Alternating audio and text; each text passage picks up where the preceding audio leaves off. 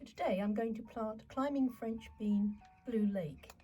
Now these are a very good climbing variety for pots, or you can grow them in the garden.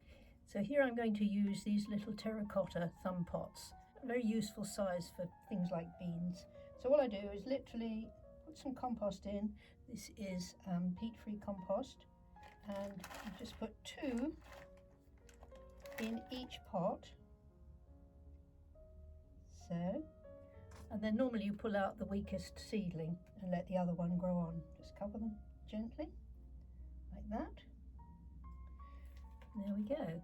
And then they stand in water. I have a tray of water here, which I just stand them in to give them a good soak to get them going. Then you can put them in the greenhouse. They will germinate on a windowsill in a warm kitchen, in a conservatory. So have a go with those. And they're nice for children too, because they're easy for the little ones to handle. I usually find that I plant about five plants for each large pot that I do, and they grow up around the kitchen window every year, and I get a lot of beans, enough beans for the whole of the summer for 2 of us, and actually some to share as well. So there we go.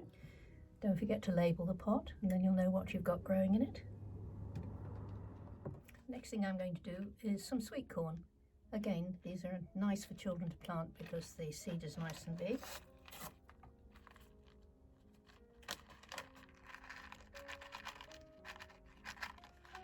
There we go. Again, probably 2 to these small pots. And actually I like to grow sweet corn because they're a really nice architectural plant for the garden, and I often grow them in amongst my other flowers and things. Now, sweet corn are wind pollinated, so you need to plant these in a block in the garden around the end of May time. One.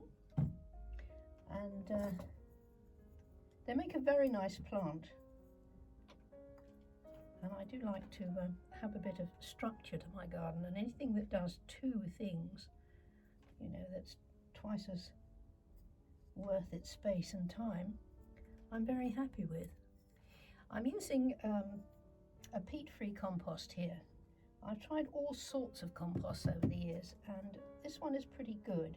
I don't know what it's made of. It is good in it, but it's fairly fine. You can see some of them are very coarse, and you can see bits of wood in them and all sorts of rubbish. But this one is quite good. It's just from a local garden centre.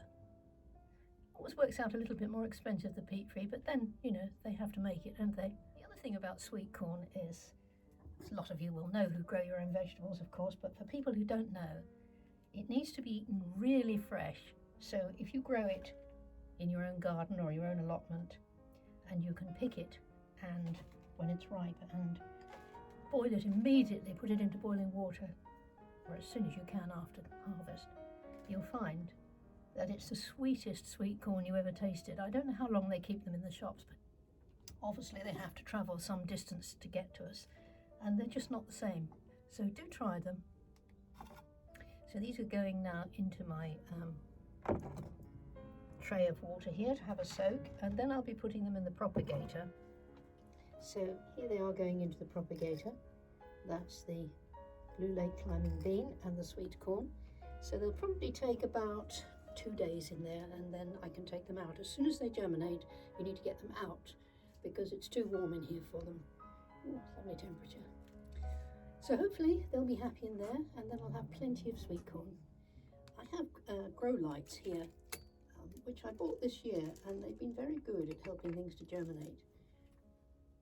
And at night it looks like a spaceship has landed in my garden. So these are some tomatoes that I sowed about 10 days ago.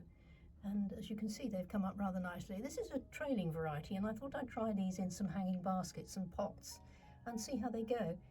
Tomatoes are great because they do very well in my garden. It's very sheltered here. And if you find a sunny corner, you find you've got much more fruit than you can eat. Anyway, those are looking good. These are sweet peas. These are 1 day out of the propagator, and now they're just growing on slowly so that they don't get too tall and lanky. This is mixed colours. I always do sweet peas, I love them. And the more you pick them, the more flowers you get. This one is Amaranthus Velvet Curtains. It's a lovely purple leafed variety of almost like a grass or a millet, and it does really well. and likes the sun. It's a Mediterranean plant, I suspect. But this one's coming on quite well. Quite a lot of them have germinated. So I shall let those get a bit bigger and then pot them on into individual pots and see how they come along in the garden. This is Petunia grandiflora. I'm growing these again for hanging baskets and pots, and they've come up quite well. Now I'm going to do a few iceberg lettuce. And these are, you can see the seeds. I only put a very few in each pot, and then I can prick those out and separate them up. You can see there's just a few there. Just a very light sprinkling of soil. Press them down into the pan of water. Another one. Iceberg make a nice lettuce, you know, big round head, aren't they? They're very nice. I do like to grow cut and come again lettuce though. That's a really good one to do because you can literally go in the garden and hack off a load of it and then it all comes back again. But I like a few of these because they do make a nice crispy salad lettuce. Too many in there. There we go. But I like planting in these little terracotta pots. They don't get too wet. That's what I like about them. I think some of the plastic pots can hold too much water and then your seedlings rot off and die. So it's probably not a good idea to use plastic pots. I mean, I do use wooden seed trays as well, and they're very good. Sun gold tomatoes, always a favourite. Lovely cherry tomatoes, sweet and very easy to grow again. I'm just going to put probably 2 in each of these pots, and we'll see how they do. I grew these last year and I had so many that even the neighbours got fed up with them. But I do tend to share things about a bit. There we go, a little sprinkling of soil, not too much, and mustn't forget to label all these, of course, otherwise I shan't know what's growing. Do you know that gardeners have a special planting wrinkle in their hands? You put the seed into the middle of your hand. You can't see there's a lot of dirt on there, and if you just bend your hand and tap gently, a little seed drill just sows individual seeds. And it's really good when you're doing really fine seed, because that way you can control where the seeds go.